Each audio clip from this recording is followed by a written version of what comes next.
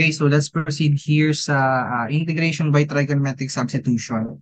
So in algebraic substitution, so purely algebra yung nilalagay natin. So in general, what we're doing actually in the first part of the lectures, yung USAB natin, is that is already a algebraic substitution technique. Okay? So very common siya sa lahat ng ano natin, ng mga problems na sinosolve natin sa integral.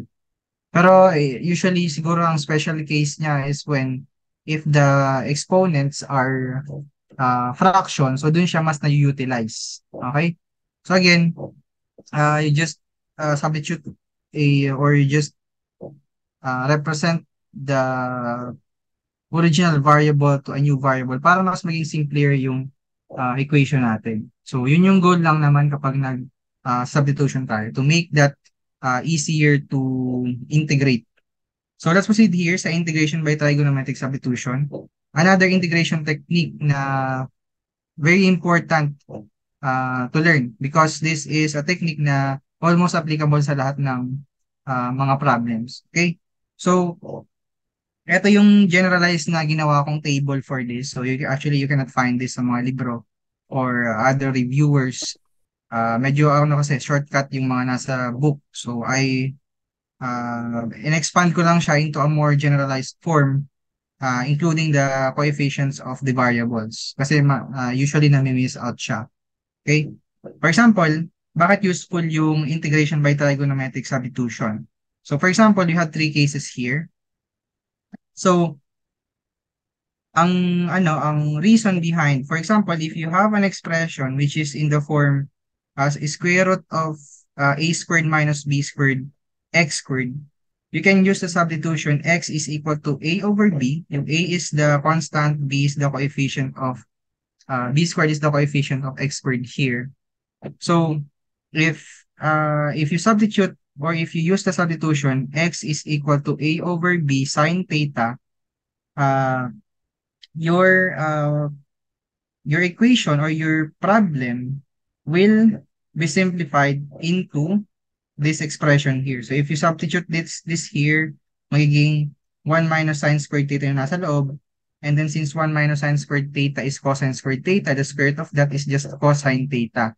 So therefore, from this complex expression, na simplify mo siya using trigonometric substitution into this simpler expression here. So we need to realize that from this expression, naging ganito siya. Okay?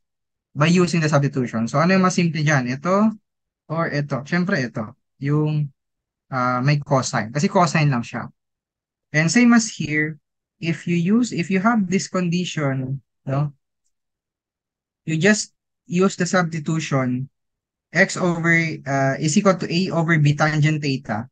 You get this simplified substitution. Okay? And then for this one, so as you can observe, halos same siya dun sa ginagawa natin sa inverse tangent, no? So halos same yung mga parameters na involved. Kapag yung variable nakasubtract sa constant, sign yan. Kapag naka-add both, that should be tangent. Kapag nakasubtract yung constant sa variable, that should be secant. So if you have an expression such as this, ang substitution mo is a over b, let x is equal to a over b secant theta, and then you will arrive to this simplified substitution term. Okay? So, hindi naman siya required na may square root as long as nandun lahat ng elements. You have this, and then you have this one. So, let's try to apply that. So, let's just appreciate muna kung bakit siya ginagawa for us to simplify. So, that's the goal. So, kailangan lang talaga natin siya ma-simplify into for simpler form for us to integrate it para maging integrable siya. For example, you have this first problem. So, the indefinite integral of 9, square root of 9 minus 4x squared. So, that is in the form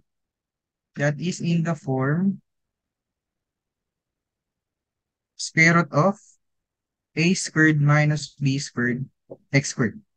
So, a squared is the constant, b squared is the coefficient of the variable, and then x squared yun as is siya.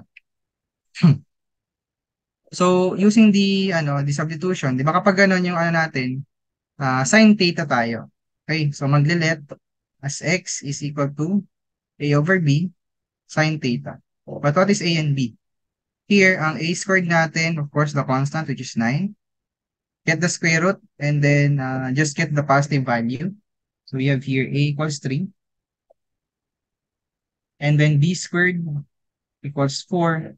So b equals 2.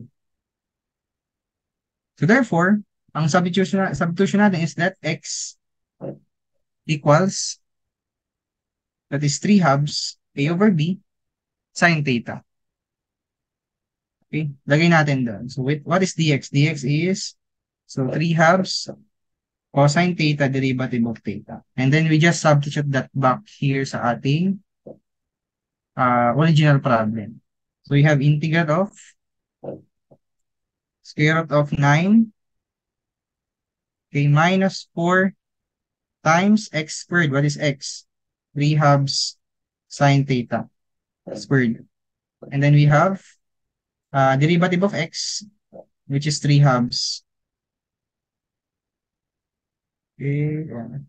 Derivative of x is, sa labas siya, so 3 halves.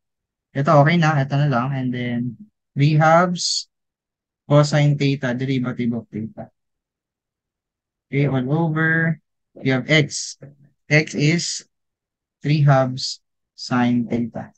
So from here, we can see that this will just cancel out. 3 halves, 3 halves. Okay, simplify na lang natin to. So we have integral of 9 square root and minus, ito, this is 3 halves squared is equal to 9 over 4. So 9 over 4 times 4 is just equal to 9. Okay?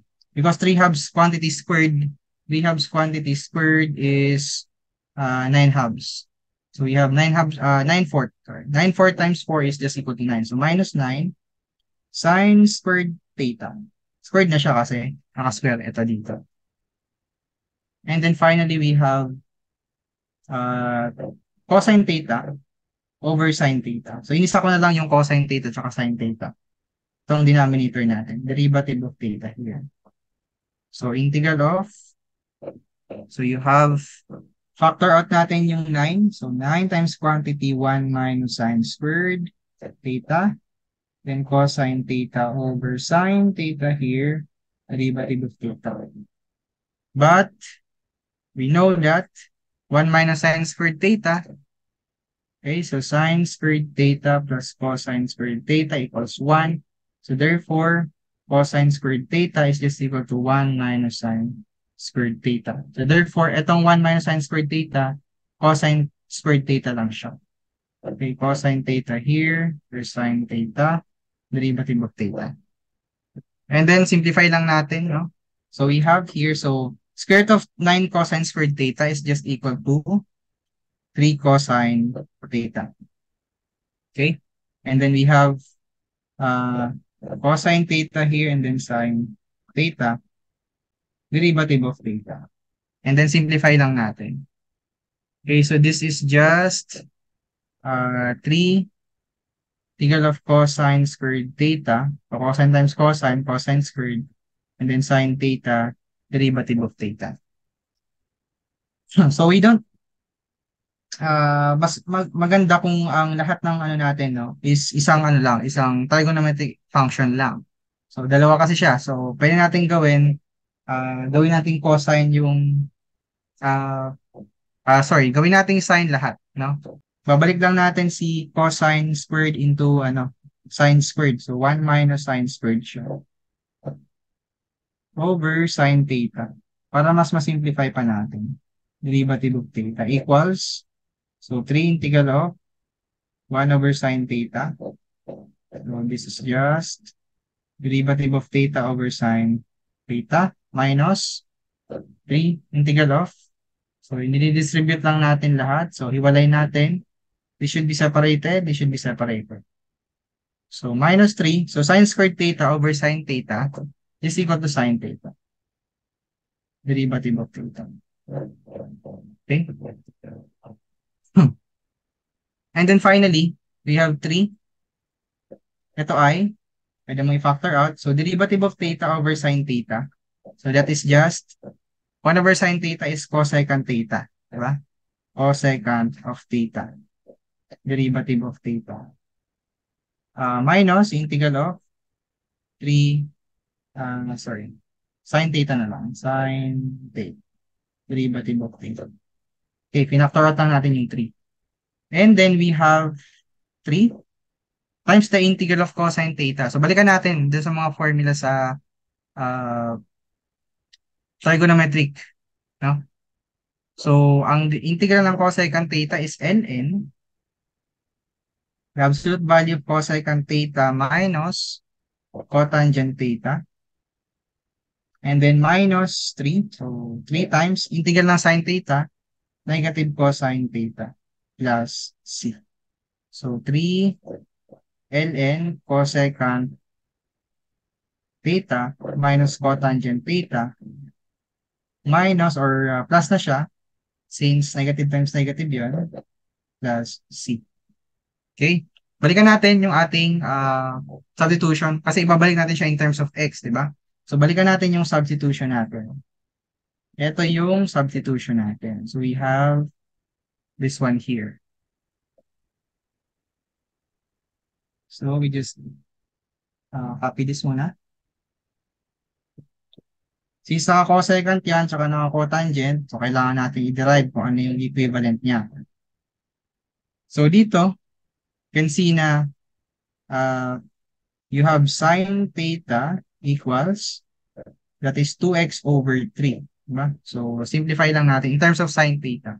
So, di ba, balikan lang natin yung basic trigo natin. Ang sine is, that is opposite, okay, over your, over yung ating, hypotenuse. Di ba? Opposite over hypotenuse. So, if ever you have that right triangle, so, ito na nasa baba. So, if ever you have that right triangle, ayan. So, you have this angle theta. So, if sine theta tayo, ang opposite natin is 2x. This is 2x. Okay, this is 3. What about this other leg here? This should be the square root of, so huwag na natin i-Pythagorean theorem, but huwag na tayong i-Pythagorean theorem na mas detailed pa. Let's just write that as square root of the square of the hypotenuse, which is 9. So 3 squared is equal to 9 minus the square of the other side, di ba? So a squared plus b squared equals c squared. So 2x quantity squared, so minus 4x squared. So 2x quantity raised to 2 is just 4x squared. So therefore, kunin natin sa triangle yung cosecant, yung cotangent, tsaka yung cosine. Okay? So yung cosecant theta is just equal to the reciprocal of sine. So 1 over sine theta. So that is just equal to, kung ang sine theta is 2x over 3, 3 over 2x si cosecant theta since siya ay reciprocal. How about the cotangent of theta? That is just the reciprocal of tangent. Diba? Kung ang tangent is opposite over adjacent, ang cotangent adjacent over opposite. So that is, ano yung adjacent natin? Adjacent is, from the triangle, the adjacent side is ito. Kung saan nakalapat si angles or kung saan nakalay si angles, siya yung adjacent side. So we have the square root of 9 minus 4x squared. So this is adjacent over opposite. So we have square root of 9 minus 4x squared over yung opposite natin, which is 2x. Opposite of the angle is 2x. Okay, cotangent theta, okay na, cosine na lang. So cosine theta is adjacent over the hypotenuse. So we have, ang adjacent natin, of course, si square root of 9 minus 4x squared. 9 minus 4x squared over hypotenuse, which is 3. Okay na. So you have We have cosecant, cotangent, and cosine. Finally, we can just substitute that in our answer here. So dito lang natin siya isa-substitute.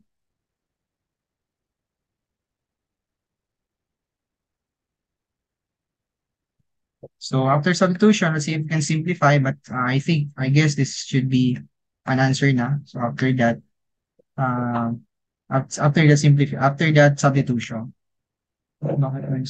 Anyway, so we have 3 ln.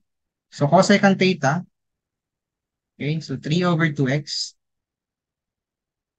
And then minus, we have cotangent theta, which is ito, square root of 9 minus 4x squared over 2x. Okay?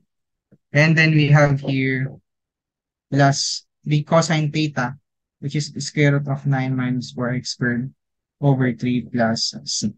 So this can be a final answer to this problem. But I think there are other ways to simplify this one. Since 2x is equal, pwede mo siyang pag-isahin. So pwede mo pag-isahin na lang to. Since 2x is equal, pwede mong gawin na 3 minus over 2x cubed. Ito, 3 over 3 should vanish because that is just 1. So ito pwede magiging, this should cancel out. Cancel. So magiging 9 minus 4x squared na lang siya. Square root of 9 minus 4x squared.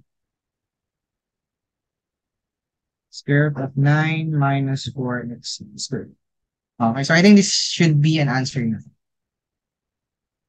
So if you can still simplify that, okay lang naman. So if not, okay lang din naman kahit ito na lang yung maging final answer natin. Okay? So, ayan. So we have this answer for this problem. Okay, so next problem, again, integration by trigo substitution. So we have this value here, no, or integral. So integral of dx over 4x squared minus 24x plus 27 raised to 3 halves. So although ano tayo, no, wala tayong makitang pattern sa ating solution, sa ating problem. So we need to perform our algebra techniques para mapalabas natin yung yung form na. So as you can see here, yung ating variable is, yung variable natin, yes, ang variable natin is positive. So, nakasubtract sa kanya, most probably yung constant. So, dapat ang maging form natin should be in the form b squared, x squared, minus a squared. So, recall lang natin yung mga form natin. So, hindi naman required, guys, na meron kang square root dyan as long as yung nasa loob is nandun mismo sa problem. Okay? So, to do that, kailangan nating mag-manipulate ng equation. Let's say for the denominator, let's say ang denominator natin is 4x squared minus 24x plus 27. Okay? Paano natin siya magawang in the form, paano natin siya magawa na in the form,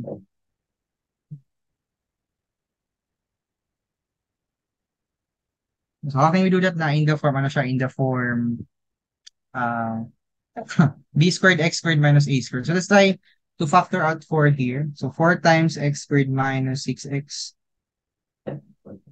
Okay, so we'll try to complete square here plus 27. Okay?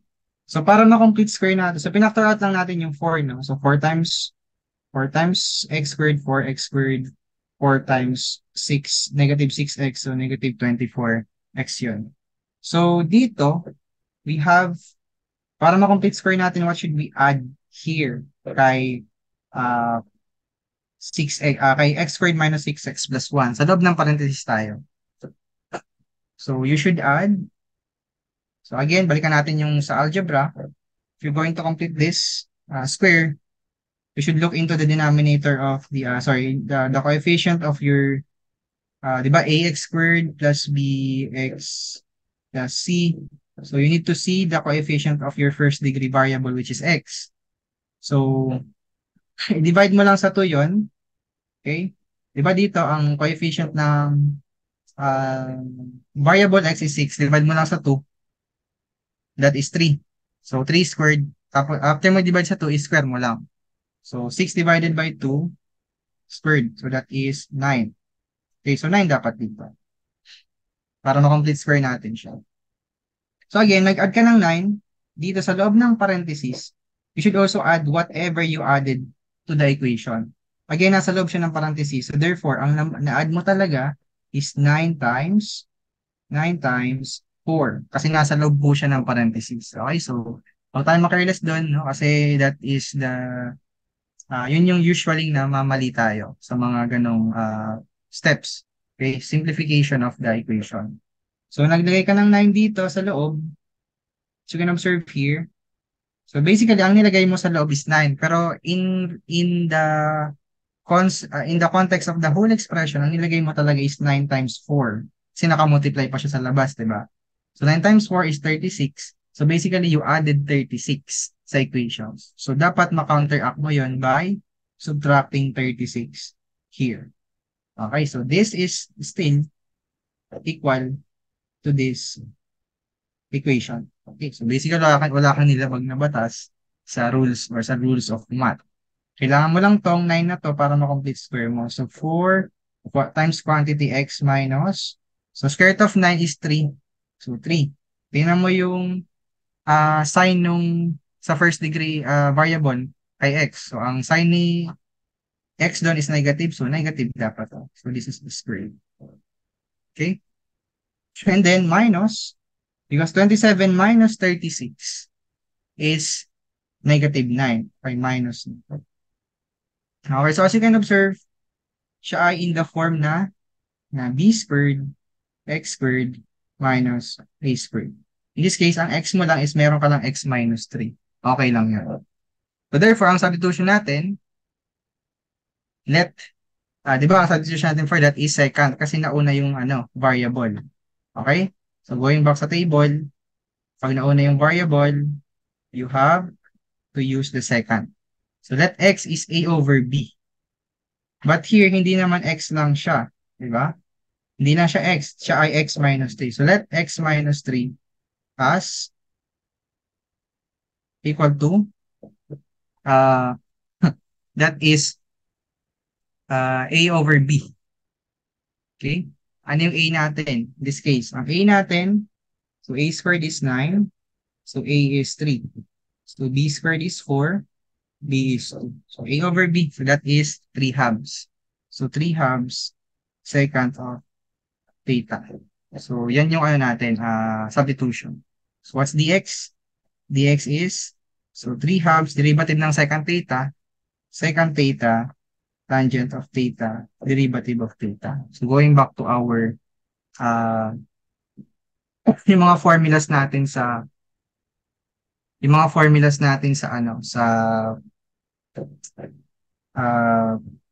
trigonometric derivatives. So, ibabalik lang natin siya dito sa ating problem. So, this is equal to integral of, so dx is 3 halves second theta, tangent theta, derivative of theta all over. So, ito ay, so huwag na tayo mag-substitute dito. Doon na lang sa may simplified form, which is, ito. So, 4, okay, times, 4 times, we have here, yung x minus 3 natin is 3 halves second theta. So, this should be 3 halves second of theta. Second of theta. So, naka-square siya. So, this should be squared. Minus 9. And of course, that is all raised to 3 halves. And mag-simplify na lang tayo dito. So, we have, so equals, yung 3 halves labas natin, integral of second theta, tangent theta, derivative of theta all over. So, dito we have 4 times, so 3 squared 9, 2 squared 4, and then we have second squared theta, by minus 9, and that is all raised to 3 halves. Okay? So, and then uh, we have 3 halves, equal of secant theta, tangent theta, derivative of theta all over. So 9/4 times 4, we have 9 secant squared theta minus 9. That is all raised to 3 halves. Raised to 3 halves na. Then equals sa 3 halves, integral of, you have secant theta, tangent of theta, derivative of theta all over. So yung 9, pwede natin i-factor out. So 9 times secant squared theta minus 1, k raised to 3 halves. So equal siya sa 3 halves, and then we have here secant theta.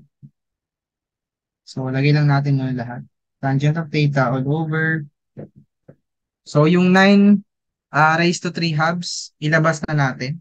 So 9 raised to 3 halves is basically 27, di ba? 27 lang siya. And then we have, sa labas, lagyan na natin yung 27. So 9 raised to 3 halves.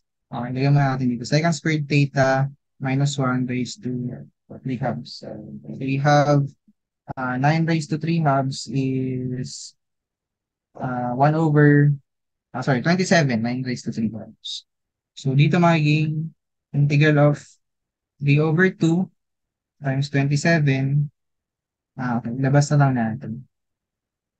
3 over 2 times 27, the integral of, so we have secant theta, tangent theta, derivative of theta. Medyo mahaba lang talaga solution sa trigonometric substitution. But I think this is the most effective way to solve this problem. So secant squared theta minus 1.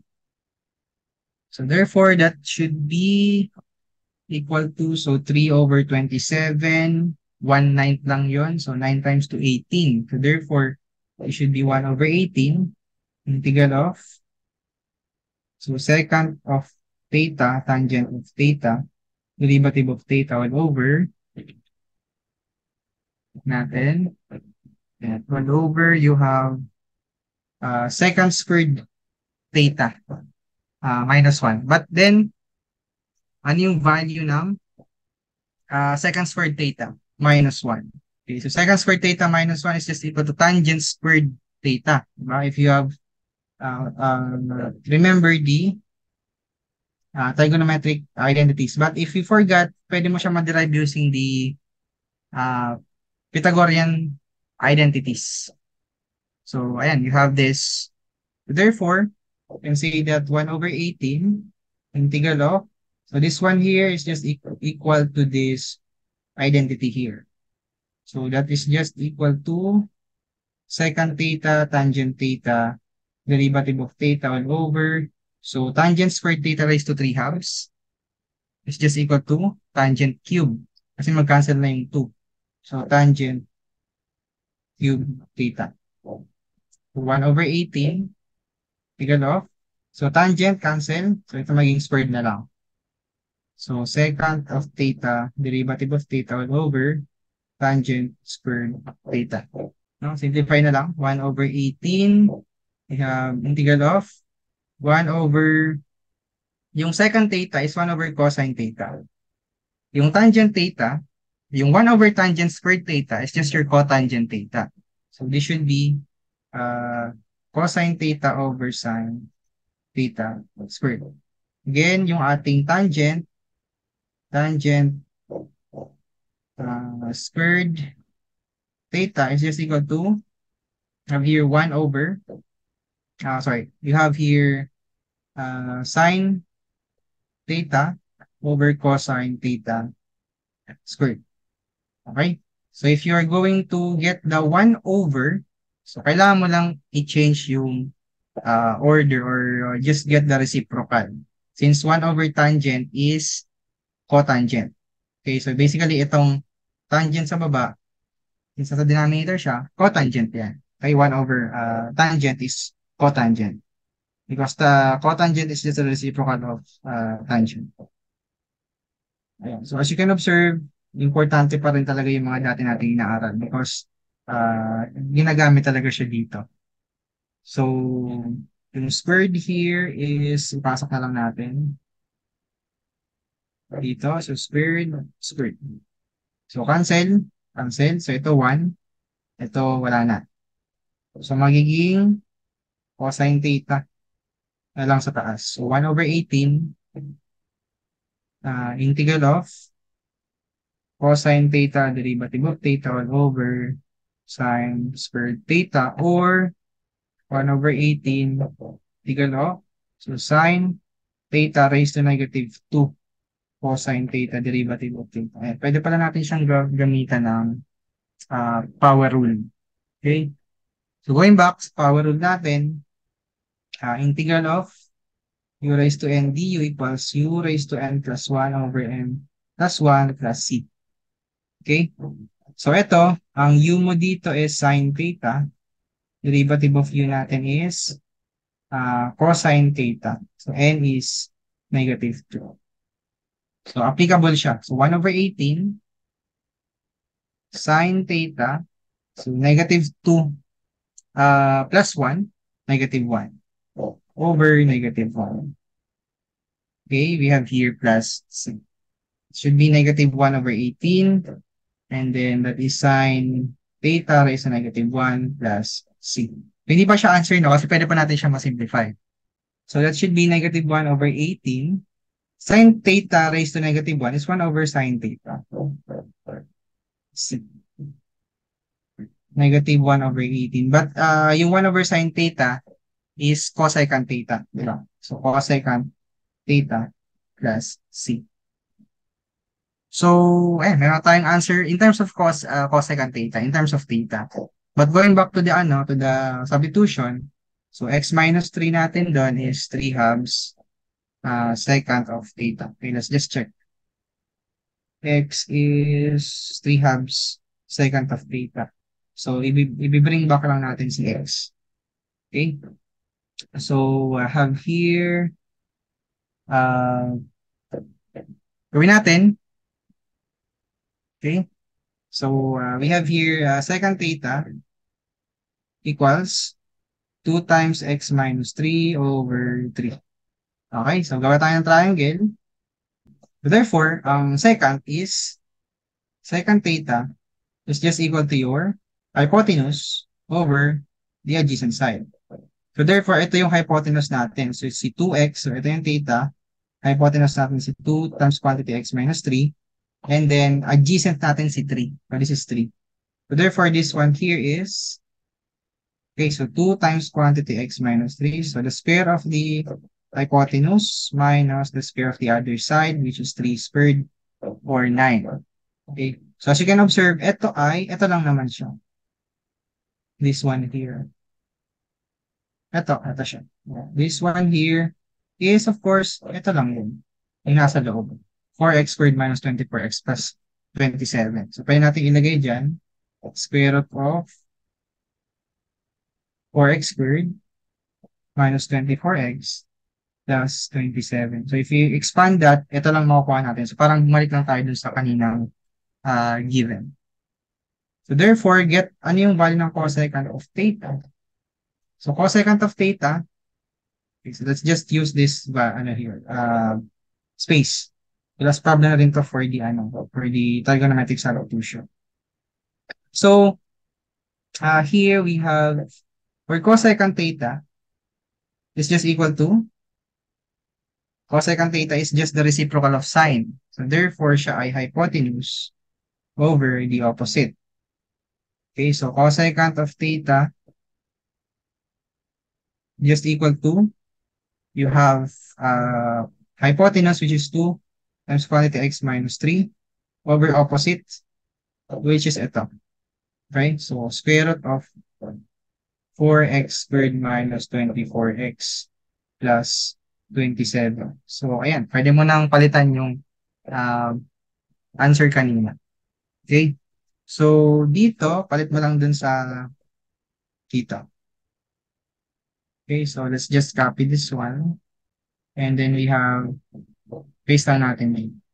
So, therefore, that should be cos negative 1 over 18 cosecant of theta, which is 2 times x minus 3 over the square root of 4x squared minus 24x plus 27 plus c. So, ito, cancel na yung 2 dito. Cancel na siya.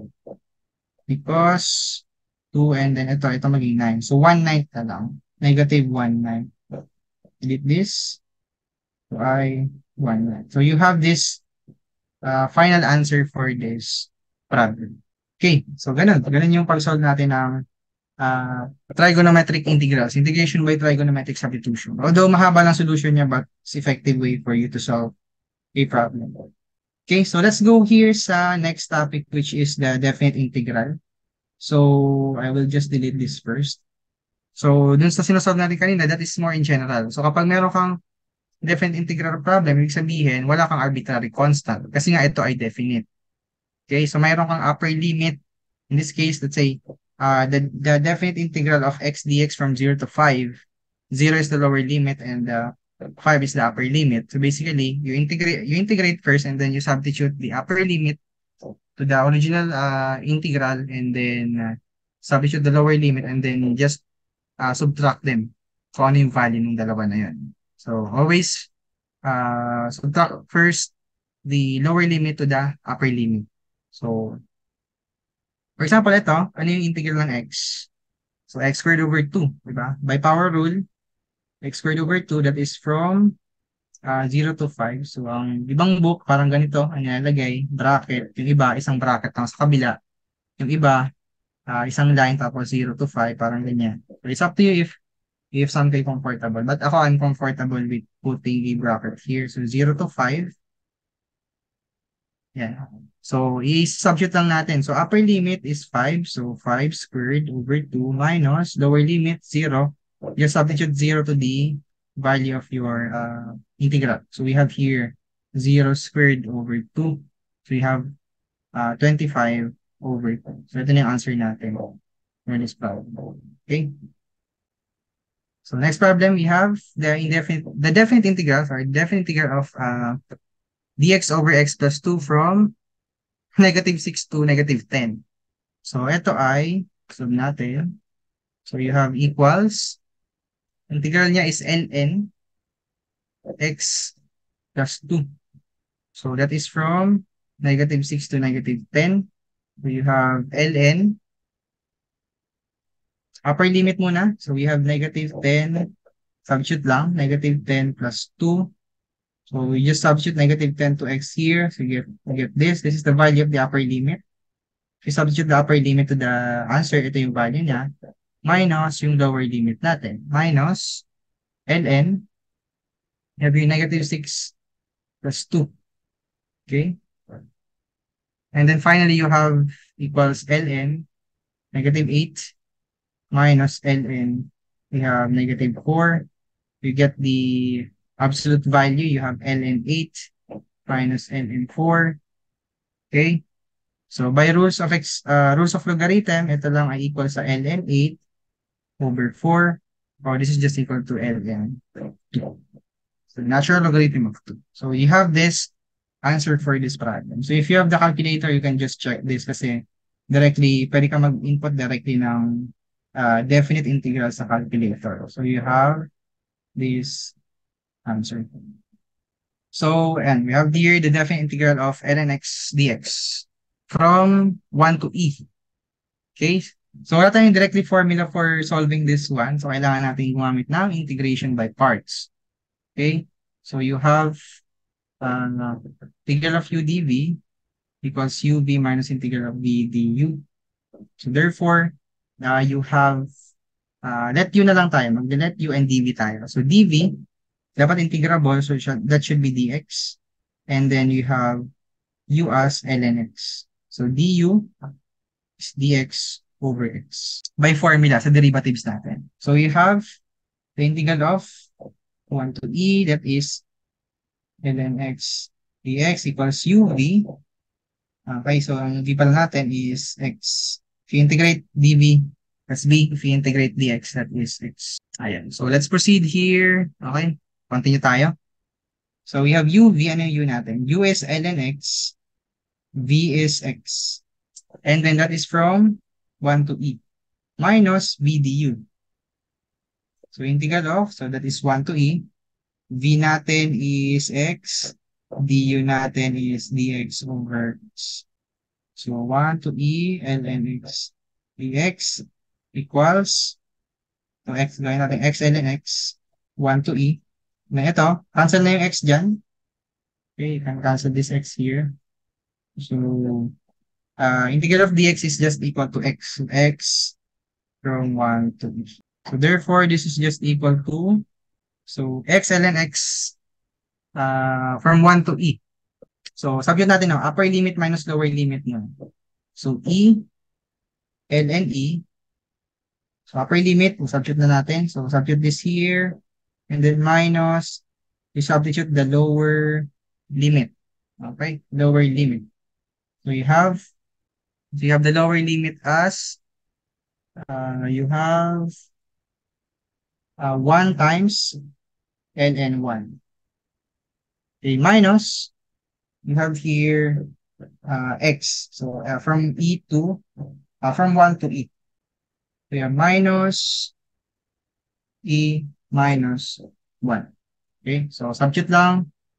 And then minus the lower limit. So simplify lang natin. We have integral of 1 to e ln x dx equals, we have here e. So ln e is just 1. So we have here e to the, so ito e lang to because ln e is 1. So e minus, we have here, this is, so ang ln 1 natin is the, ln 1 is 0. So therefore minus 0 to. Minus, so bakit ln 1 is 0? Kasi ano yung kailangan mo exponent ng e para maging 1? So di ba any number raised to 0 is 1. So therefore 0 yung ln 1. So minus e minus 1. So e minus e plus 1. So bakit plus 1? Kasi negative times negative is positive. Negative times e, negative. So cancel na ito, 0. So therefore, ito ay equals to 1. Okay, so that is now the answer for this problem. Okay, so let's proceed here sa next problem natin. So we'll skip this kasi halos same lang yung solution. So we are going to go now here sa plane areas by integration. For example, you have this curve here, and then let's say you are required to get the you are required to get the area under the curve at this first quadrant bounded by that parabola and then the x-axis. So for example, you're required to get this area here. So ito yung require niyang area. So sa integral, it's possible for us to get the area since area, again, sa introduction natin, ang integral is just a summation of very small strips of representative area in terms of the plane area na sinosolve natin. Okay? For example, ang hinahanap natin is ang whole area nitong bounded by the curve, this parabola and then yung x-axis natin. So ang first step to do here is to get a differential strip. So, kuha tayo ng differential strip. Let's say ito. So, ang differential strip mo, this is the representative area. And then, when you integrate, basically, you're adding everything. So, ito, di ba, pwede mo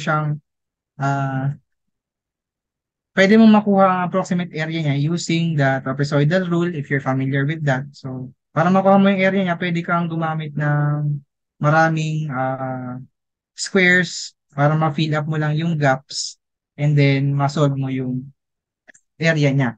Diba? So, the smaller your area is, mas ma-approximate mo siya. That's why when it comes to integral, pwede mo masolve yung area kasi you're just adding all of those parang mga strips to get the whole area. So, the side of this, so focus lang tayo sa differential strip. Ito. So, yung sides niya is, the length of the side is y upper minus y lower kasi nasa y-axis siya vertical. And then the width is, since nasa x-axis siya, that is your dx. Okay? Now, the area, generalized formula for the area is just equal to length times width. Diba? Ano yung uh, area nitong strip na to? So, this is a rectangle, di ba? So, therefore, since na differential strip siya, so uh, this should be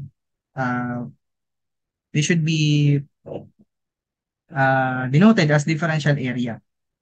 Para siyang ano no, para siyang representative area ng buong figure. So when you integrate, you're basically adding all those tiny strips to form the figure. So the differential area, just length times width. Basically, yan yung length mo is y upper minus y lower times your thickness or yung width niya, which is derivative of x. So when you integrate that, okay, when you integrate that, basically, so integral ng area is a, and then ito, let's say from x1 to x2, so you have area is equal to integral of x1 to x2 y upper minus y lower times derivative of x. So, given ka ng differential strip, pwede mong makuha yung whole area A if you're just going to integrate that. So, yan yung importance ng integral when it comes to its application. So, you can just get the area or volume of any shape if you just have the equation of that curve. So, yun yung application niya. So, pwede siyang maging vertical strip, pwede siyang maging horizontal strip. So, same process yung gagawin natin. For example, yung parabola natin is somewhere here. Okay, and then you are required to get the area. You're required to get the area. Kuha ka lang ng differential strip. Okay, and then this length here is, so x right na lang minus x left. Since nasa x-axis siya, yung thickness niya is dy. So that is your horizontal strip. So same thing, no? Ang differential area natin, differential area, yung maliit na strip, is just equal to length times width.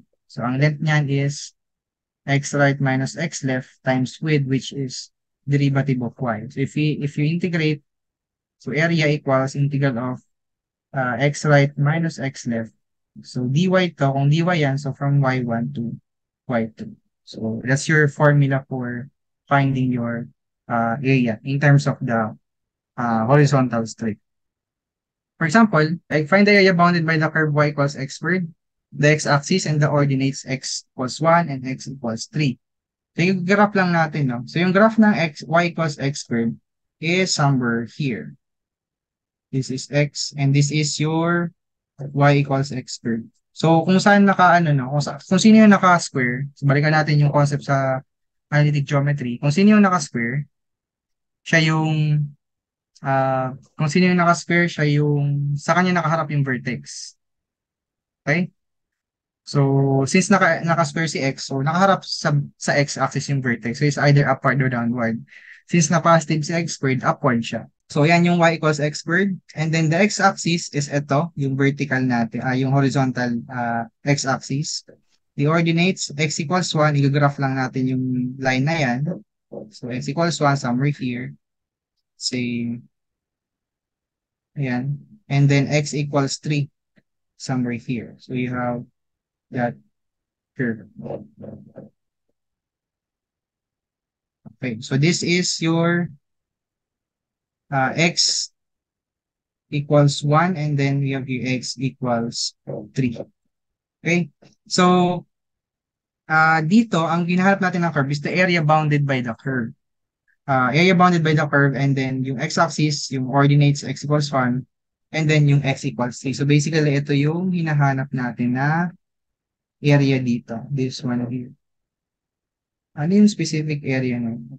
Okay? So first step, kuha ka ng strip. No? So it's up to you kung gusto mo horizontal, gusto mo vertical. So let's try the vertical one. So vertical strip, ayan. So this is the x, since nasa x tayo. And then this length here is y upper minus y lower. Okay? So yung y upper natin, so balikan natin na yung formula natin na na-derive kanina. So area equals integral of y upper minus y lower. So this is dx, and then this is from x1 to x2. So area equals integral of, so ang limit natin, basically ang boundary natin is from x equals 1 to x equals 3. So this should be 1 to 3. Okay? Yung y upper natin, ano yung nag-touch doon sa strip natin? Ano yung line na nag-touch doon sa strip natin? Ano yung y doon? So y equals x squared. So that is x squared. So y upper is equal to x squared. Minus y lower. Ano yung line na nag-touch doon sa lower part ng strip natin? Basically, the x-axis or the line y equals 0. Okay? So this is y lower is 0. So dx. So after that, i-integrate lang natin. So this is area equals x cubed over 3. That is from 1 to 3. And then we have, okay, same problem lang to. So you have area equals, so 3 cubed over 3 minus 1 cubed over 3. So you have the area as, so 3 cubed is 27, I think. So 3 times 9. Okay, 27 over 3 minus 1 cubed over 3, that's 1/3. So you have 26 over 3. So because 27 minus 1 is 26. So this is 26 over 3 square units because ang hinahanap natin is the area. Okay?